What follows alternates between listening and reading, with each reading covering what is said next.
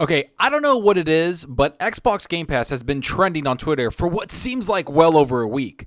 Because of this, I've seen so much hate, fake concern, and a bunch of other weird takes on the service and Xbox in general. In fact, the only conclusion I could see is that Sony PlayStation fans want something like Game Pass on their platform. Let's get into what is being said and if Game Pass is truly the best or worst thing to happen in gaming. Let's get into it.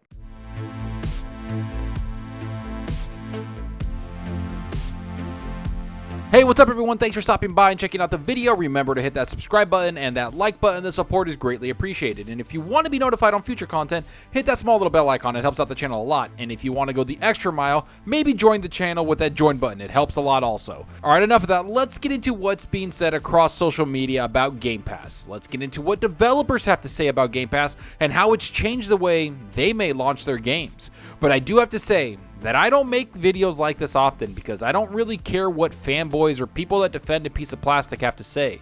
But after a week, yes, a week of Game Pass trending across social media and people talking endlessly about the Xbox platform, I just couldn't help myself. I knew I needed to talk about this because people are saying some bad things and some bad takes, but also seem a little annoyed they have to give props to Xbox Game Pass. And it's funny, right? Isn't it funny that Game Pass is trending once they started to drop some of these exclusive games on their platform? And not small games, I'm talking Age of Empires 4, which is turning into one of the big surprises from Xbox. A game that people love to play, especially on Xbox Game Pass PC. And it's not just that. From there, we see people talking endlessly about Forza Horizon 5, which is reviewing very well, just like Age of Empires did. Both games I was lucky enough to play and have to say it's one of Xbox's best games they've brought out in a very long time. Oh, and to top it all off, Xbox has Halo coming right around the corner. So people are in their feelings about everything. They know that Xbox is doing a very good job this holiday season.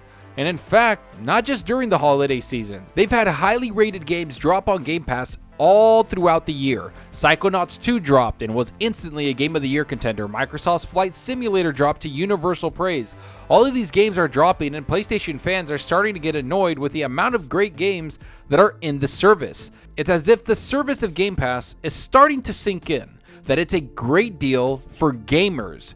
Doesn't matter what platform you love or what platform you prefer, Game Pass is starting to make people understand just how dominant Microsoft and Xbox are trying to be this generation. In fact, it's starting to get so desperate that people are even trying to pull in Guardians of the Galaxy, a Game of the Year contender, into the argument. You might be sitting there wondering, why is that game even involved? Well, that's easy because figures came out from a UK sales chart that takes up probably 1% of the sales figures across the world, saying that Guardians sold 80% of physical copies on PlayStation platform and only 18% on the Xbox platform. Oh, I have to add that this is just physical copies from one single small region in the UK.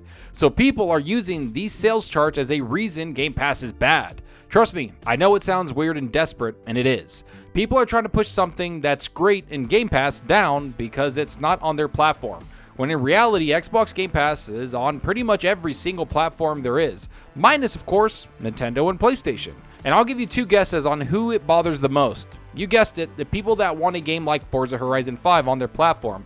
People that have to pay $70 for every single new game that comes out.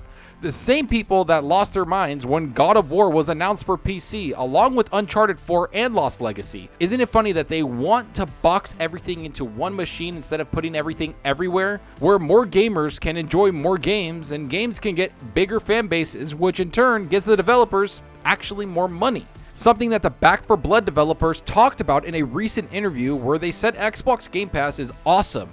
Here's what was said. The game is coming to Game Pass on day one. This already seems like a big game with a lot of hype. In your words, why launch on the service? Chris Aston, I think it's pretty big for us. Part of it is that it's a multiplayer game. It's a co-op game and we have PvP. And with a multiplayer game, your community is super critical. Our matchmaking times depend on having enough of a pool, and because we're crossplay as well, it means that really everybody who is on Game Pass will be able to match into games with people on other consoles and whatnot. So it does mean we will have a healthy player pool on day one, fingers crossed. And that is super great as far as people being able to find and get into matches quickly. And if you already have a group of friends you're playing with, awesome. And if you don't and you're quick matchmaking in, you'll be able to find people quite easily in all the different regions that we are in. And that's big for us. I think something like Game Pass is awesome because it removes the barrier. If it is not something you would normally play, but it seems like a social thing and you're more of a social player, but it doesn't really cost you anything to try it out, you go in, right? So we will hopefully get those players and reach out to a wider audience than we would have otherwise. I think it's going to be really good for the game. It's good for us to have both kinds of players. As a studio, we are excited about the prospect. Would you look at that? One of the biggest third-party developers to put their game on Game Pass is actually excited about it. Because we have to remember, Back 4 Blood didn't just launch on the Xbox consoles for Game Pass, it also launched on Game Pass for PC. The game had a huge launch because of this. It was a good way for the developer to build a community for a game that focused on the online aspect of gaming. You know, playing the entire game in co-op or playing versus other players in modes they provided. So why do PlayStation fans and other fans across the gaming media yell from the rooftops that this is bad for gaming, when the people making the games say the complete opposite? Or when Sarah Bond of Xbox explains that people on Game Pass actually buy more games and try different types of games they might have never played before. I mean, at this point, the data is proven to show that Game Pass expands gaming platforms, helps gamers play more games, and actually help developers launch their games and get a community around their games that helps them make more money and helps get rid of that $60 or $70 barrier of playing a single game. Maybe it's fake outrage because they understand from now on their platform might adopt the same thing. Sony might try to build their own Game Pass subscription service. They will put their games on PC platform to expand their audience. We've seen that already, because that's the whole point of gaming. It's for people to get the best experiences on the platforms they want to experience them on. Be it PC, Xbox, PlayStation, the Switch, no matter what platform you're on, as long as you're gaming and having a good time, what's the difference? So when I hear people yelling and I see Game Pass trending across social media over a week now, at first I was impressed because I figured it was all about the games coming to the platform. I figured it was people talking about games and enjoying everything that Game Pass provides. Instead, I saw these non-gamers get angry because Xbox's plan for the last several years is actually kicking into action. And like we've said for several months, if not years, once Xbox gets their first-party games on the service day and date, once we see Halo, Gears, Forza, Redfall, Starfield, Doom Eternal, and all their other games on both PC and the Xbox console for Game Pass, it's going to be insane.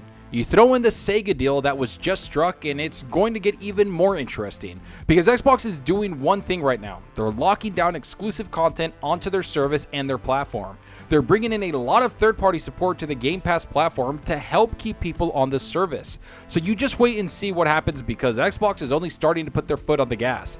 This is going to continue for the rest of the generation and it's not going to go anywhere, people. We just saw Total War Warhammer 3 announced for the PC Game Pass day and date. We saw Avengers join the service, Outriders, Forza Horizon 5, and so many others. I mean, even MLB The Show, which is a PlayStation-made game, was on there day and date. So don't be surprised when we see even more developers join Game Pass to expand their reach. Because so far, I see a lot of third-party developers give praise to the platform and say it's done nothing but make their game a success. So if you complain and get mad about what Xbox did in 2021, you just wait until 2022 where they'll start to really push the platform after the huge games come out, especially after Halo, especially after Forza, and especially after Starfield. It's going to only get bigger and bigger to the point where people on other platforms are going to just have to make Game Pass a staple of their gaming habits. In fact, I think most people are already there, especially with the amount of games already on the platform and the amount of games that are about to drop on there. Not to mention highly rated games. But let me know what you think about all of this. Are you subscribed to Xbox Game Pass? Why would anyone get mad about the service? Will Xbox even lock more games down for Game Pass? Is this all because Forza and Halo are dropping on the platform? Will the exclusive Xbox games get even more fanboys angry? Go down below and let me know. And I hope you enjoyed the video, and if you did, please hit that subscribe button and that like button. The support helps out the channel more than you know. And give me a follow on Twitter at Zalker87. I'm always on there talking games and sharing my latest videos. Plus, I love interacting with everyone there, so get on Twitter and let's talk about gaming.